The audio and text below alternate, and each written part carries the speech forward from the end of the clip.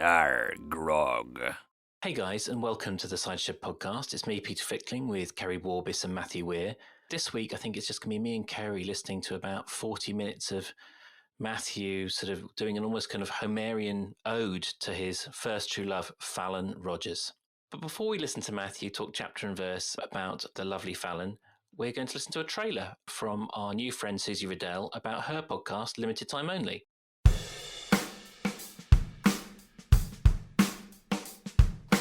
Do you struggle with self-promotion? And your specialist subject is? I wouldn't call myself a specialist. Selling myself short. Are you conflicted about the role social media plays in your life? I go on, I scroll through, and then I'll see something and it triggers something within me. Like, even if it's a sponsored advert that says, "Have you written your will?" And I'm like, oh, I didn't want to contemplate my own death. I just wanted to look at somebody's photographs. And it's that kind of thing. Are you excited about getting older? I'm also looking forward to senior citizens discount. Oh my goodness, I'm going to rinse that. Or absolutely terrified. You're scared of purgatory. Yes, I am. Scared of purgatory. Well, let's get existential. Yes. Do you ever have pop stars camping out in your subconscious?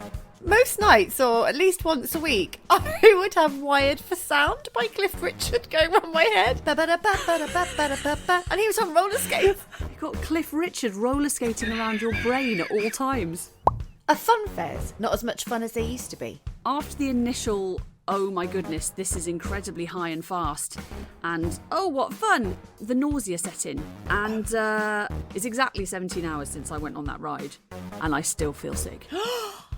If you answered yes to any of these questions, thank goodness it's not just us.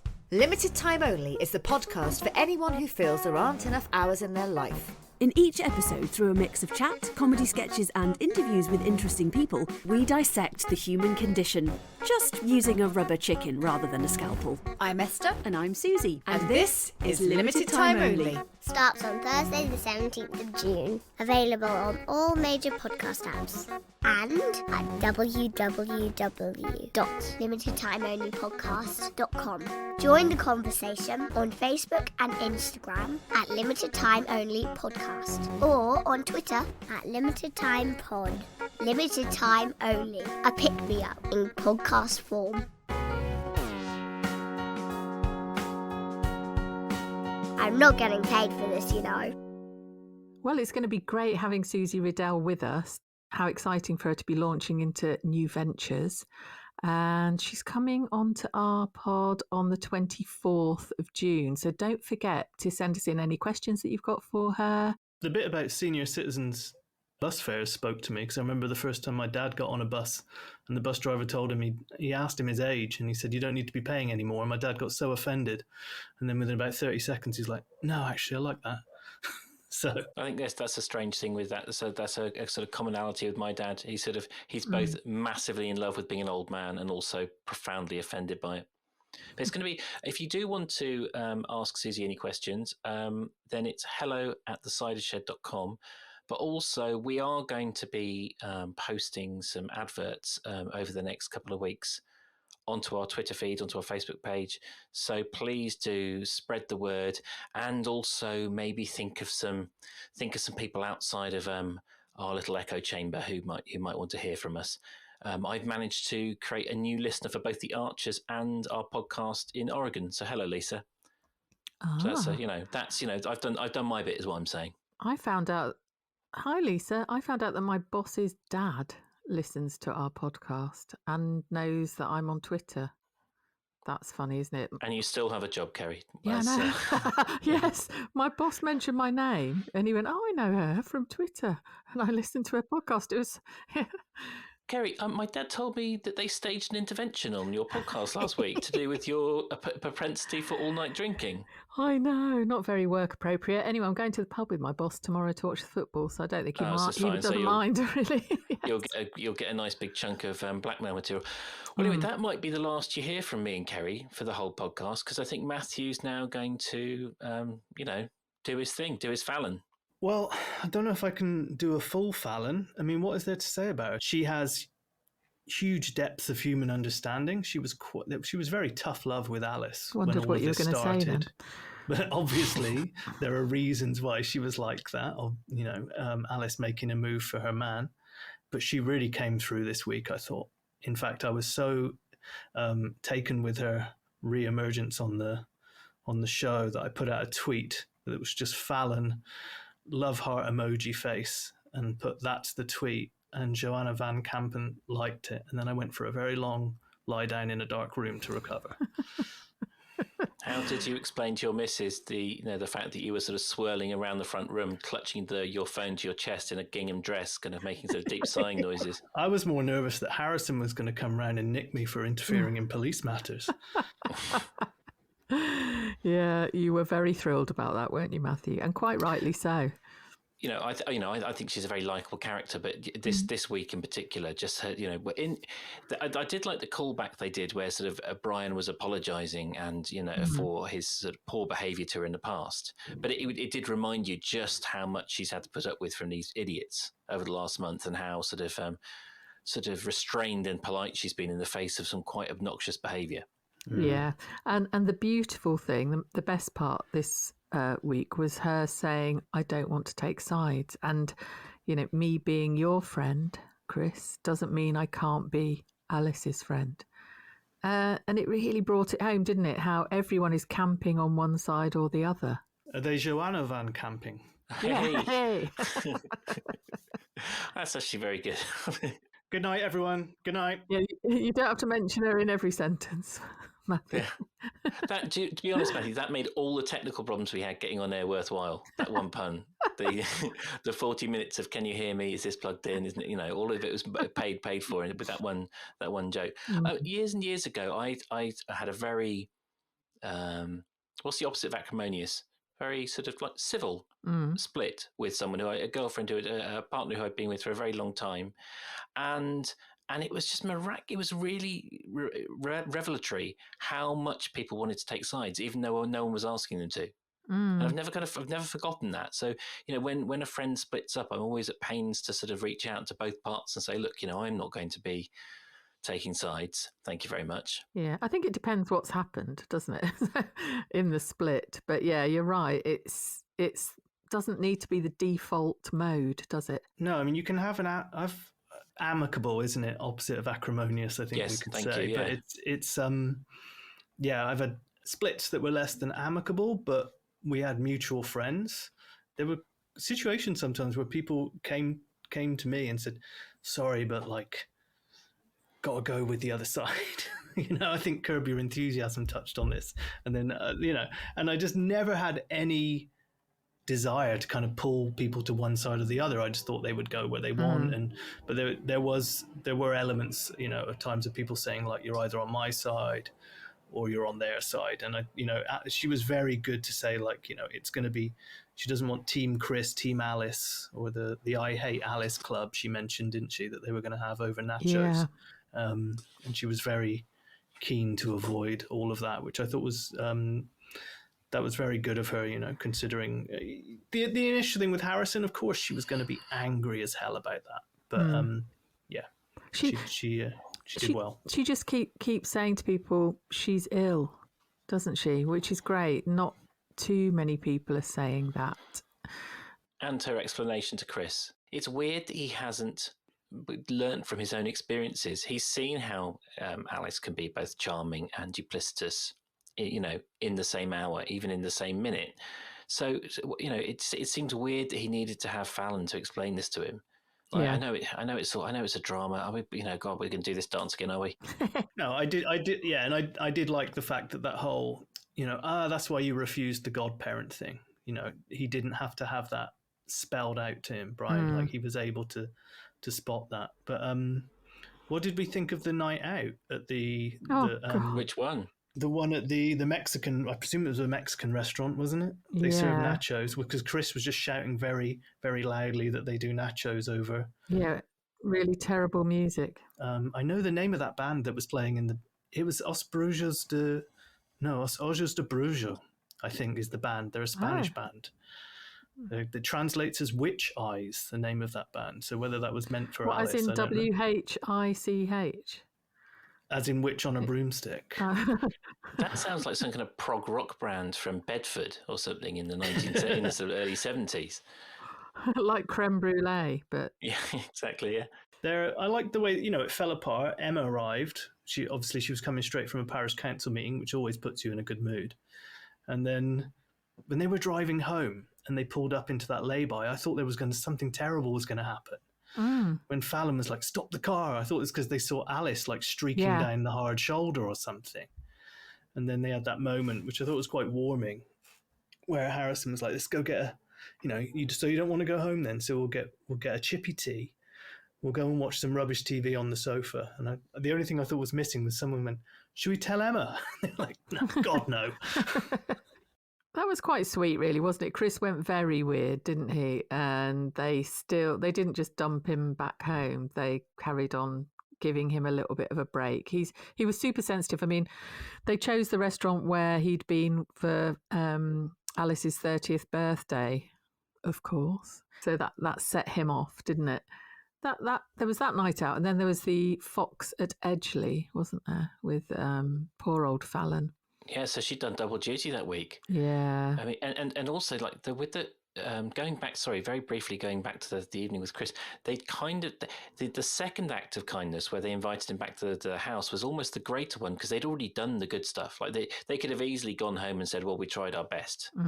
They had all, they could have easily gone back, turned on Tinker Tailor Soldier Spy, a big bar of Tony's chocolate, and had a very nice hour at home. But no, they doubled down on their friendship. But Fallon was tripling down because that evening with Alice was unspeakably grim. Oh God, I know. Alice, like, go on. What she said something awful like "happy times" or something, didn't she? Like, happy days. Have another Pinot. And poor old Fallon was like, "No, a lime and soda. I am driving." Yeah, there was an interesting balance there, wasn't it? I got the impression they were bad expression, that they were day drinking, that they went out during the day, but I don't know if it was an evening or not. No, because Brian said, "You're preparing supper," and she went, "I can't, I'm going out." Yeah. And Jennifer had left a recipe and ingredients. Bloody artichokes again. Yeah. Not just like a packet of fish fingers or something. It's like, I've left a recipe and some ingredients all laid out for you. Fallon almost became like a proxy for us this week. I mean, it was such a grim week. The last week I found pretty hard going as well. Maybe the sort of Alice signing the piece of paper is our kind of, maybe her going to rehab is our chance to kind of escape from this ongoing hell. But I felt like, we were dragged along with it. We had to go to the awful pub with Fallon. Then we had to go to the noisy Nacho's place and suffer that. Like we were there all the way. Now when it's a little kind of when we're sort of around the Grundy table listening to all the chaos there and a bit of wild shenanigans, it's a privilege. It feels great, but it's just too much. Yeah, not only were we dragged with her wherever she went, we were dragged with Jenny wherever she went, around Ambridge, talking to anyone she could grab hold of to talk about addiction. Jenny's magical mystery tour of misery. Yeah. Jennifer and Fallon were in every episode. I felt like I was hearing them constantly all the way through it, even in just little bursts. I don't think Jennifer was in Tuesdays, but I get your point. Maybe. It felt that way, didn't it? And they're doing that thing. They're still doing it, and I've mentioned it many times before, where they're always doing kind of parallel experiences. So you have Fallon and Jenny are sort of fundamentally doing the same thing. They're both busying around trying to deal with Alice's problems, and one of them is has their eyes open and is dealing with it in a kind of empathetic way, and the other one is kind of like fumbling around in the dark and sort of but with the best intentions possible. I don't know. They just don't have enough time in the week to do it that way at the moment.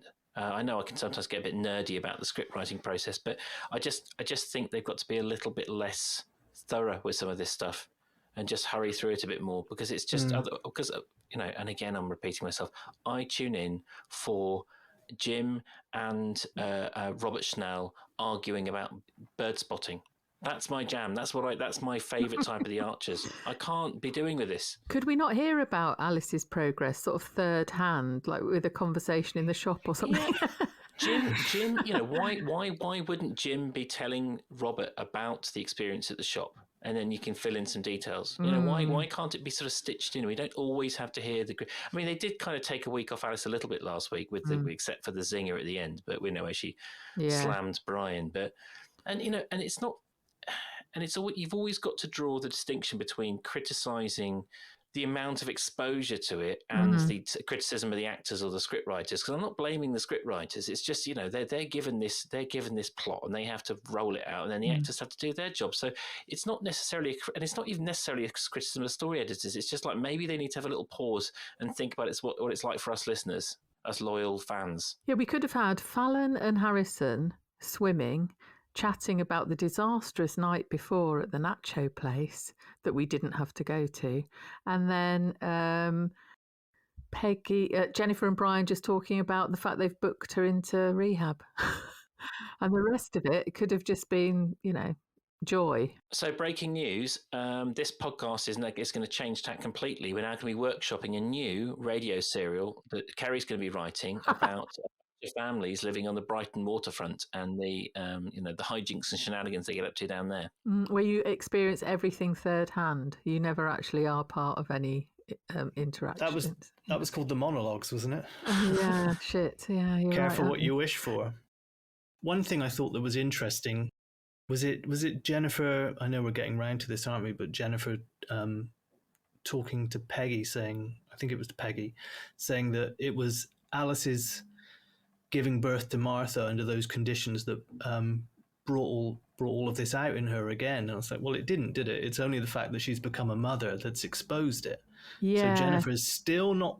She's on. She is there, but it's this idea that, well, it must have been exacerbated by this giving birth in the back of Jim's Riley. And I was like, no, it's been exposed because now she has a baby, and Chris is super protective of that. Yeah, I noted that. Yeah, because she said that I think the difficult birth reignited the drinking, and she did acknowledge that the drinking has been present for years. But the thing that I picked up on that was she seems to believe that Alice was not drinking during pregnancy. So has she still not been told that? Is she still not aware that Martha might be damaged by? Well, the Peggy floodgates have opened now, haven't they? So I think it's. I think any salacious detail that was being held back is going to come out. Yeah. If she listens. Yeah, exactly. Well, I mean, I thought what did you think of the conversation between Jennifer and Ed at the start of the week? She barged right in, didn't she? It was funny because her small talk was, it's the first time I've seen your sheep up close. Yes. I used to pretend to be a farmer when I was a little girl because we had the money to turn your entire livelihood into a little game for a child. Yeah. Yeah, it was... he was very surprised to see her, wasn't he? I think, and said she wanted to talk about Alice because she's addicted to alcohol. And I liked when Ed went, well, people have been saying that for a while. But there was no reaction to that comment from Jennifer. And then she kicked straight into, I'm desperate. I am desperate. I know you've had problems with addiction in the past. And he sort of went, you what? Thanks for bringing that up. Yeah, he didn't like that at all, did he? No. But soon felt not sorry for her, but some sympathy for her. I mean, she did say, imagine if it was Kira, what would you be doing? Yeah. I felt like it was almost like a scene from a Western when you go to try and hire the old grizzled gunslinger and he's like, no, I just work with sheep now. And then you tell him what the bounty is and he just goes, you better, spits on the floor and goes, you better come inside. He's the outlaw Josie Wales, isn't he? Yeah. What a wonderful movie that is, by the way. Yeah, that's absolutely apart from a few scenes. I'm worried about watching it. There might be a few bits that are dated quite badly, but Another favourite bit was where she went, you can actually get crack cocaine in Ambridge. Yeah.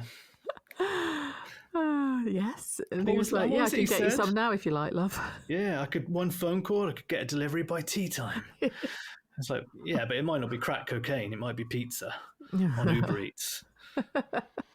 That is, sorry to be sort of tedious and serious, but that's definitely a plot line they haven't really, like what's it called, the county line gangs. That's something that definitely should have crashed into the Ambridge kind of plot lines by now. is how, gangs are actually getting their tentacles sort of like, to snake into some of these kind of smaller, more sort of distant, surprising communities. By all accounts, it seemed to be that the thing that turned Ed onto crack was being in a caravan on his own. I have never intentionally had a hiatus from the Archers, but every now and again, life intervenes, you go on a long holiday or something.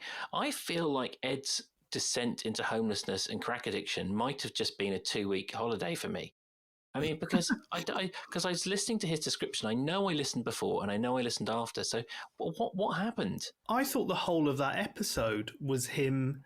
It was also, I mean, obviously there is this thing with Alice, and it was a useful chat with Jennifer, but I thought they did kind of kill two birds with one stone. Basically said, oh, by the way, this guy Ed, if you don't know, this is what happened to him. And that's his relationship with Emma and Will. And I felt that they used it for that. Yeah, I definitely remember it happening. And I have no idea how long it went on for. They've managed to drag us through several months of agony for Alice being a functioning, then malfunctioning, then alcoholic sort of person, like character in the village.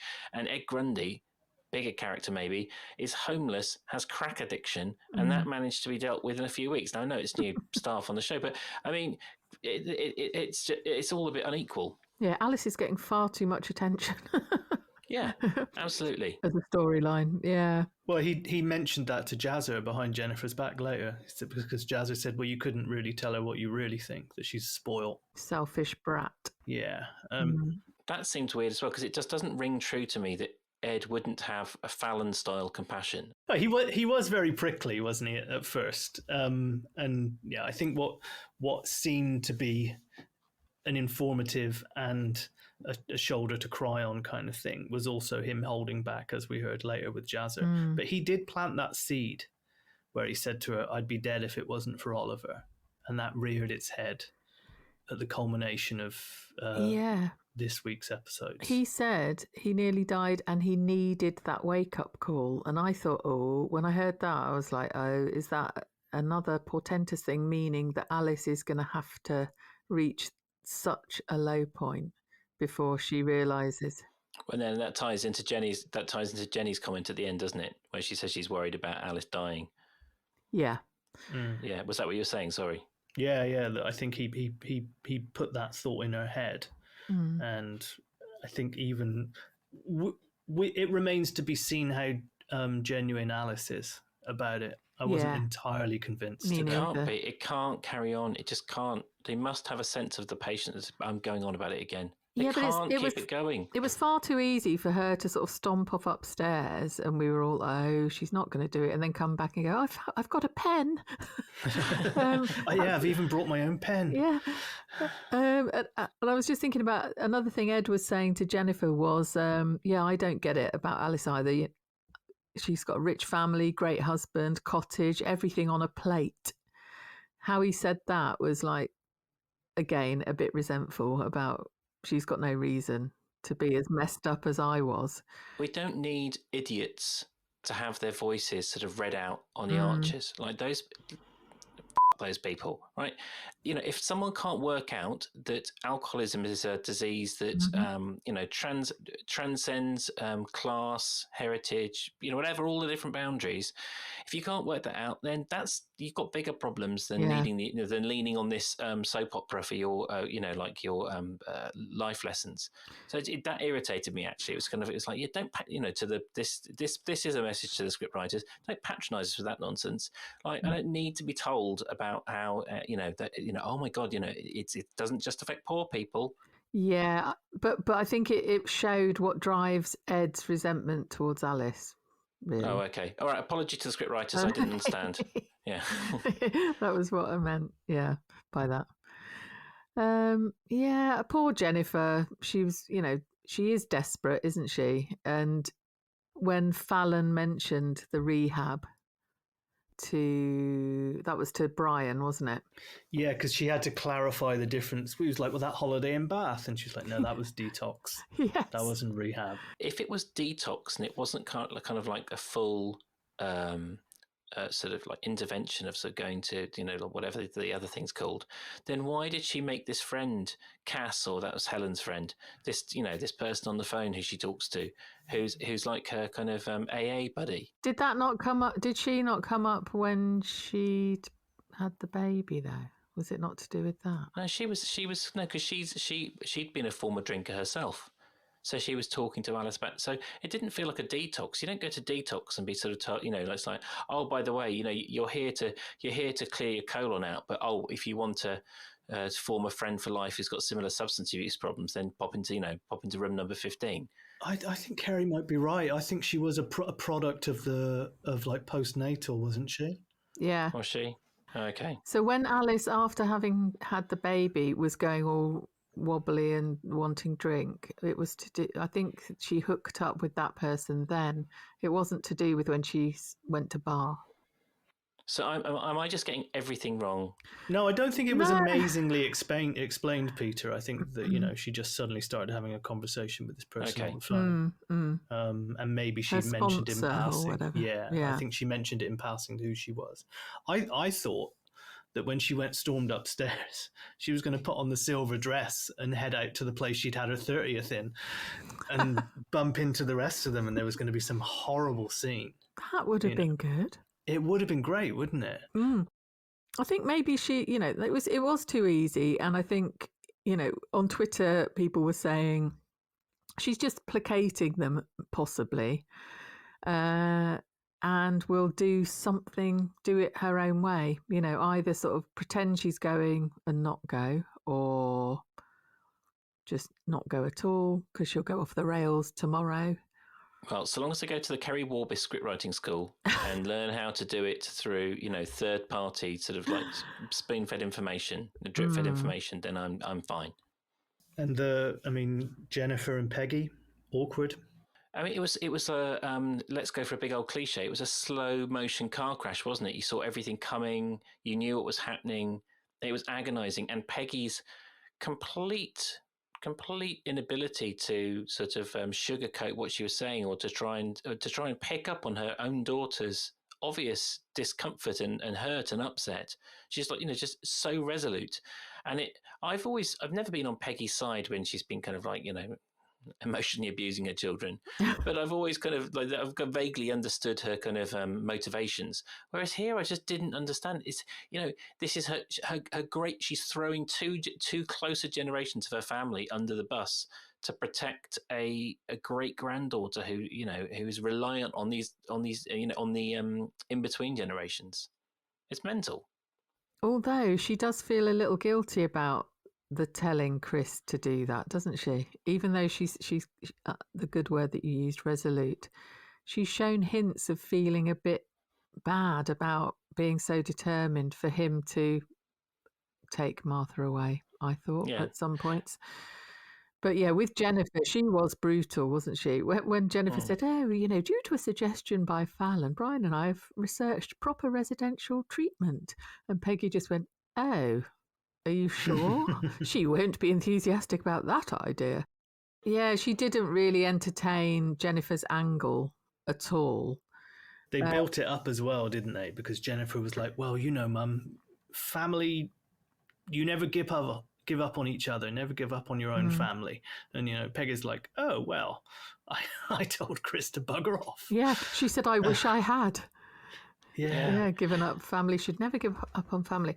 And we're back to Fallon again, because Fallon is able to see how her father is, how two different versions of her father can live in the same body. He can be a good ex-husband. He can be a warm and affectionate man, despite letting down his ex-wife and his daughter in the past. And, Peggy's lack of imagination, that maybe her boozing, publican, patriarchal sort of husband who's kind of like, cock of the walk in the village, owning a pub in a time when the relationship between a man and a woman is very, very different, and is a lot more difficult for a woman to sort of seek that kind of help. That's not necessarily useful or comparable to a useful comparison to draw with her granddaughter. Yeah. It's just meant that she can't see past this experience. She said, now, if they wrote it as a kind of PTSD plot where, Peggy is, you could see that sort of the scars in her that prevent her sort of moving past that. But because it's written in the way that it's just Peggy being, resolute, as I said earlier, then it doesn't sort of come across that way. I mean, are they writing it that way? Are we supposed to sort of see Peggy as the kind of the battered victim, unable to put down her sort of pain? Yeah, that is a good one, isn't it? I was wondering about that. She could have done all the things she's done by counselling Chris and saying, look, it may come to the point where you do need to take Martha away from the situation totally. That's almost fair enough to have that conversation. What isn't right really is that it's taken from January to May to reveal it to Jennifer. Why couldn't she have told her in March perhaps, or a bit earlier on? Her hand has been forced now. That's the bit I don't understand, why she's kept hold of that information for this long. Maybe she kept sending a series of video messages to Tom, and Tom was just sitting on them because he was shit scared what was in it. Well, Tom's got a kind of Smithsonian-sized library of kind of hate tapes that Peggy's been kind of sending him about all the people on her shit list. Yeah. Tom, your veg boxes are absolute gash. And there was one time she tried to tell Jennifer, wasn't there? Not that long ago, when Jennifer went, "Oh, there's Alice." It was on the telephone. And sort of hung up on Peggy just as she was about to say, "Oh, there's something I've been meaning to tell you." Yeah. Oh. 3 riddles do I have? 1, 2, 3. It's completely fair what she said to Chris, but there's one thing missing. Alice should have been in the room. It's not that difficult. Sit them down and say, "Alice, I've observed you've got a drinking problem." No, dear, don't say anything. You have got a drinking problem. I know what I'm talking about. You're putting Chris in a difficult situation because he's going to have to make this choice if you keep on making his life awkward. That's all she had to do. I mean, she's got the courage to confront people. That's not something she lacks. Yeah. So it's just weird that she would have done it that way. Mm-hmm. I think so. I mean, Jennifer's gone off on one, hasn't she, and said, "I don't see how I will ever be able to forgive you." Are we going to have Tony and Jennifer together airing, finally kind of like, sort of sharing grievances and sort of ganging up on Peggy? Well, I mean, she said that she told Lillian, and Lillian was outraged as well. So, I mean, is Tony maybe going to have to come into bat for Peggy against Lillian and Jennifer? Because I thought Jennifer, I can understand she was a little bit upset. Well, more than upset, but, do you not think that she was just lashing out a little bit too much here? And if I know it's, again, it's a soap opera, but if you were in that situation and your daughter was a new mother struggling with alcoholism, and what is Peggy, in her 90s? Are we imagining the character is in their late 90s? Tells you, yeah, I handed her a gin and tonic at New Year's Eve and I thought she looked a little bit strange, and I told Chris I think she's an alcoholic. At that point, are you going to start a fight with your mother about that, or are you going to listen a little bit more? Yeah, I see your point. Because then she, there was that little bit where I thought Peggy's real kind of like, the gangster glasses coming down when she was like, Alice would have not gone off the rails, or would have stayed on the rails. And I think she said, well, I think she's off the rails, to be honest, Jennifer.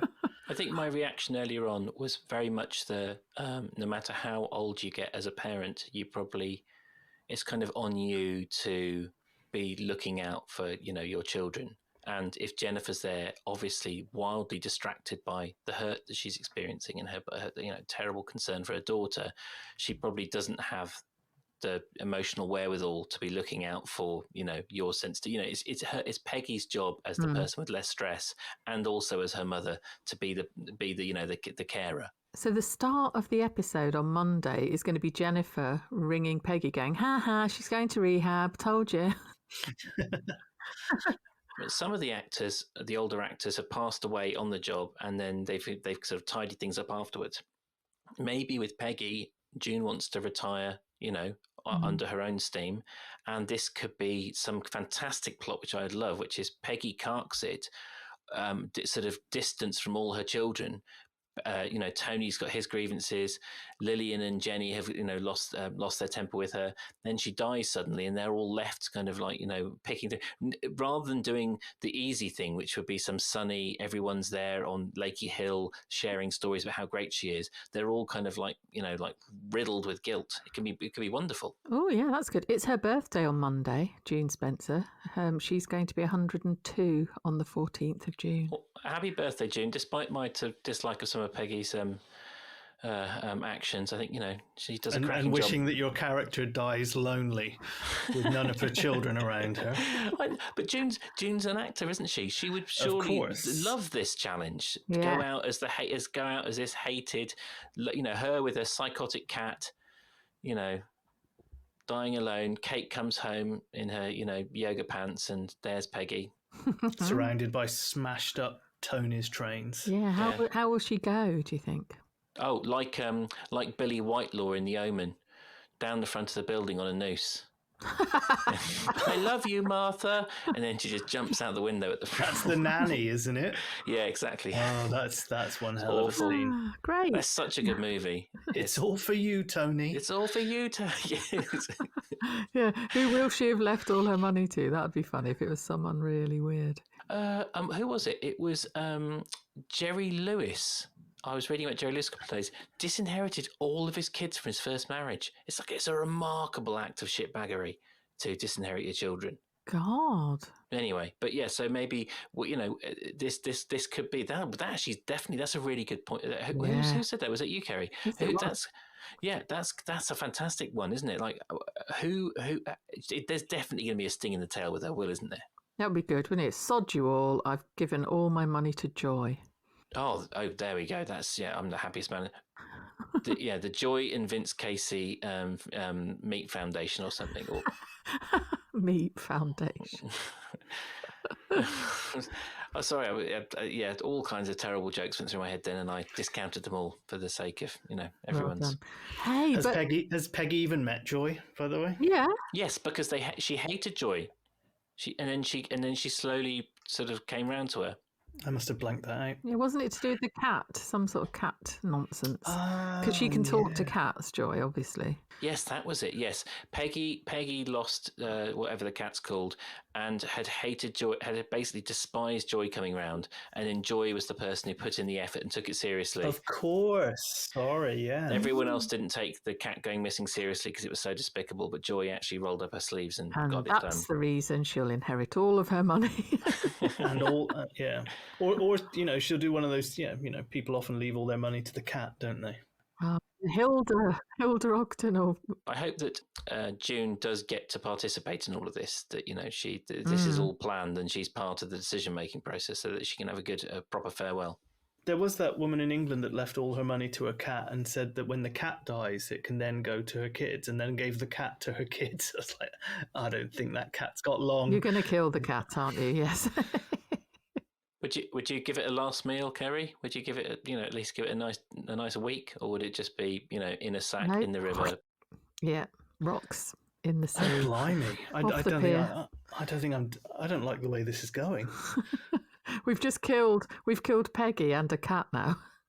What if we ever get Joe Rogan money? You think that Keri might come for us, Matthew?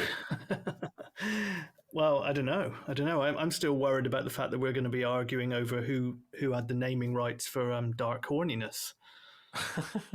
Where was Dark Horniness from? You said it from your Peter. Brain last week, yeah. Peter. Oh, okay. I couldn't really. It was the dark horniness of Mia. Ah, right. I have to fully etch a sketch my brain after doing the edit. I just give my head a good old shake and get all this shite out because it's a joy to do, but 4 or 5 hours of listening to my voice and is torture. No, it isn't. Yeah, no, no one can masturbate for that long, Keri. I'll give it a go. Yeah, what a beautiful picture. Yeah. So is that enough? Is that enough waffle for this week? I think we've covered a lot, haven't we? Yeah, we didn't really do Brian. True. Oh, I'd love to do Brian.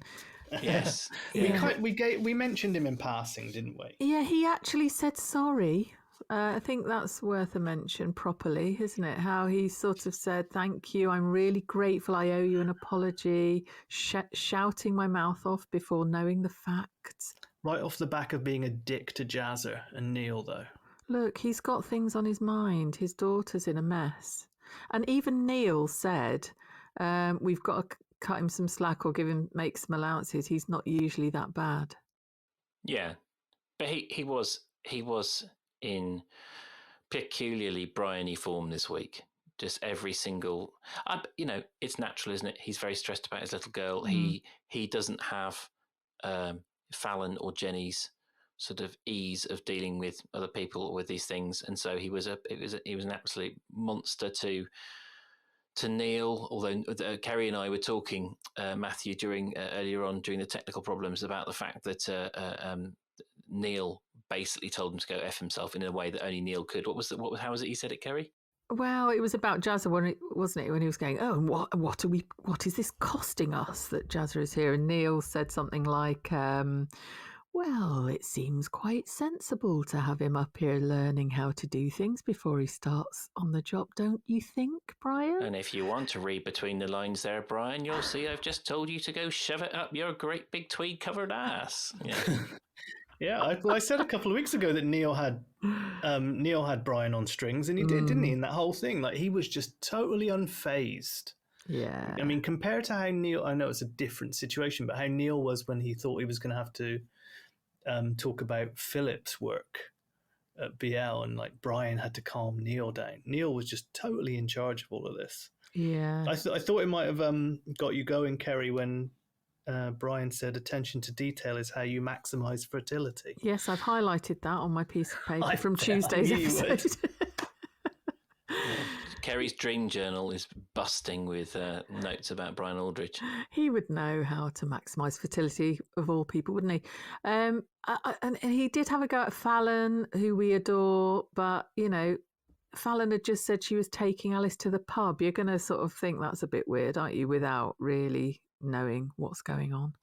Keri, I very, very rarely disagree with you, well, publicly anyway, but I do feel like you hear a different version to Brian to the rest of us. I think he just sounded like a bit of a dick this week. Yeah, he said, what do you think you're playing at? You're taking my alcoholic daughter to the pub. Yeah, but you were sort of already starting to sort of suggest, you could see why he might be in a bit, it might be a bit awkward. Yeah. Just, He really blew his lid when, Fallon? You're going to the pub with Fallon? What do you think you're playing at? If Fallon was a niece or a cousin or like a family member, it might be forgivable. But Fallon's got F all to do with their family. Yeah, she quickly put him right, didn't she? She said, "You've got this all wrong," and he said, that whole conversation. Right. Yeah, I mean that whole conversation with Alice and Brian at the beginning. She was like, "Are you keeping an eye on me?" He's like, "No." Are you sure? And then he said, what do we think he's doing when he says, I've been looking at some Barrow Farm figures? I imagine he had like some back issues of a magazine that he's made himself of every secretary that's ever worked there. The figures of Barrow Farm. Yeah. Well, who cares? Good for him. You're on a hiding to nothing there, Pierre. Yeah. And I like Brian. No, yeah, exactly. And I would be a hypocrite after my multiple rants today about the kind of archers I like. Brian is very much the kind of archers I like. He is a week of Brian monologues would be absolutely fine. But I really enjoyed that one where he was toddling around the village with the pram. Yes, I liked it in this week's as well, where he was tucking into dinner again. He was going, "Oh, come on, Jennifer, it's bloody lovely." Incredible into yeah. And she was like, my appetite has gone, Brian. How could you? Jenny, that Chateaubriand won't eat itself. Come on, get stuck in. I know our alcoholic daughter has just stormed up to her bedroom at the suggestion of rehab with the problem that's tearing her life apart, but just think of it as fuel. Yeah, could you pass the gravy? Come on. Yeah, I just love how he's written, how he's acted. When Jennifer was crying on Fallon's doorstep, like, I don't know what to do. And by the way, Brian said, here's another order for some pulled pork. Oh, yeah. Yeah, they've taken ages to pay Fallon, and even that, she was like, oh, it's fine, don't worry. She doesn't want to pay, does she? She got out of it again. Always turn the waterworks on. Oh, yeah, is that what she was doing? Yeah. I thought that was quite good, though, because it just showed you how much Jenny's part of Jenny's sort of brand in the show is that she's, attention to detail woman. She, she does a perfect blog, and her cake's the best. And even Fallon acknowledged that she, her cupcakes are sort of like, par exemplar or whatever. But she's not just sort of starting to sort of be a bit wobbly in her voice. Like she is starting to show the cracks. And I thought that was quite a good way of subtly hinting at it. Yeah, Jenny would not forget something like that. She's breaking down in front of people, isn't she? Exactly, yeah. And sort of begging to Ed for help, and it's all rather pathetic, isn't it? It's like an upper class version of when Emma did her pity tour of the village. Oh God, yeah. Oh, that was awful, wasn't it? Yeah, and it is almost comparable. And actually, how fortunate is it that Brian and Jennifer can afford 30 grand just like that, or whatever it's going to be, for a month in rehab? I thought they were going to ask Peggy to shell out for that. Yeah. It wouldn't. I mean, that would be an interesting plot twist if Jennifer says, "Look, I'm still angry with you. I don't necessarily have the room to forgive you, but if you actually do want to contribute, here's a way." So, I mean, Peter, let's imagine you live in Ambridge. You're renting, but you've saved a good bit for a deposit on the house. And 2 years ago, Emma comes and knocks on your door and asks for your help. What do you do? So I'm Jim, am I? No, you're you. Well, I think if I had the money, I would have given Emma a loan. But I don't think it. But I was asked by a friend to lend them some money years ago, and I had the money. Like I had all the money they needed, and I could have lent it to them without it causing me any particular hardship. But then I remembered the maxim. I can't remember who told me. It might be my dad, might be someone else. Only lend what you can afford to lose. And so I did some back of the envelope math, and it was like, okay, I can afford to lose this much, so I lent them that much. So I think that's what I would do. I'd say to Emma, look, I can afford to lose this much. Here it is. Okay, I thought you being you were just going to say I was going to give Emma my bank card and that's it. Oh, well, I mean, so I'm a very sort of straightforward and credulous person. So when you asked me the question, I just took it very seriously. Like that's what I would do. Not. Okay, no, fine. Okay, so you want the bullshit answer. All right, yeah. It's Emma. So the whole reason I'm in the village is to stalk her, separate her from Ed. You'd say move in with me, love. Exactly. It's like, yeah, okay. Do you know what prostitution is, Emma? You're about to find out. You can afford that house, but you might have to do some very unpleasant things to make it happen. So, okay, I think I've shown both sides of my personality, sensitive and caring side, and also the deep, dark and polluted side. Yeah, I'm not sure which one I prefer most, the Economist or the Pimp. Yeah, Peter the Pimp. That's your second novel, Peter, after Dark Horniness. Pimp thickly. And when my darling wife listens to this, I would like to point out that this is, I answered under duress, and two, it's a fictional answer about a fictional person in a fictional village. So this is this is not like the joke about you can have your hall pass sexual fancy and then you mention the person's sister or something. Nothing dreadful like that. I'm sure that your lovely wife will not be shocked or surprised by your answer, to be honest. Well, I mean, you would think by now that the full horror has dawned on her. Or you could just edit it out. No, I'm not going to, though. Hey, okay. Good. I'm too lazy. Good. Yeah. So that must be enough waffle now, surely. Yeah. It is for an hour. Okay. Guys, we promised that we were going to make more effort to sort of do some more promotion. Our numbers have been going up steadily, and I think I sent Keri and Matthew a whole sort of like a sort of an array of screenshots of all of the metrics for how the podcast is doing, and it's still doing very nicely. But the kind of the curve it was sort of climbing as a kind of Matterhorn angle, and it's now kind of like maybe it's a bit more Snowdon or kind of like a Chiltern Hill in terms of the kind of like the steepness. So we want to get it back to that kind of alpine style sort of steepness. And as I was saying earlier, if you could just think of people who are outside of our kind of Twitter bubble, outside of our little world, when Matthew went on his went on Radio 5 Live, that did wonders for our numbers. So we're going to be producing some sort of adverts for Susie coming on the show. We're going to be producing some silly little memes that we'll put out with the show. If you could forward those to people who might just be, want to give the podcast a go, that'd be absolutely fantastic. Twitter is, Keri? It is @The Cider Shed Pod.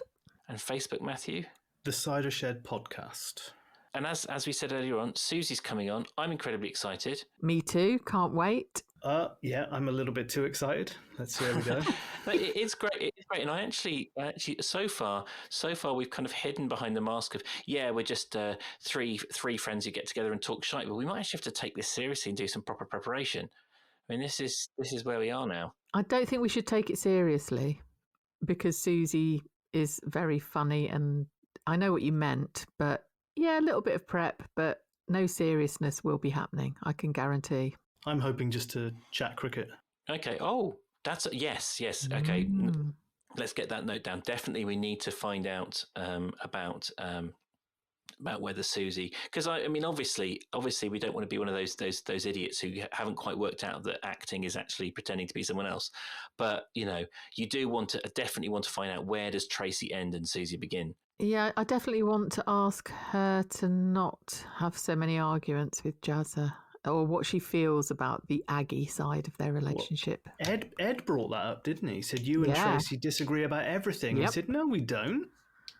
He said that the only thing, and then he said Jade liked bikes, and he went, yeah, well, that was the only thing we did have in common. So I've got some strong feelings about that. I'm going to save it for our chat with Susie. But I think I fundamentally disagree with you two on that one, which is quite unusual, really. But we'll see what happens. Okay, good. It is a bit difficult to sort of get revved up when you've had a sort of 45 minutes of is it plugged in? Isn't it plugged in? It's always worse for the person who's actually at the receiving end of all of that. So poor Matthew. But actually, given our slightly wonky start, this has been one of the most fun ones for me. Oh, that's good. Yeah. They're equally fun for me. Oh, yeah, like all your children, blah, blah, blah.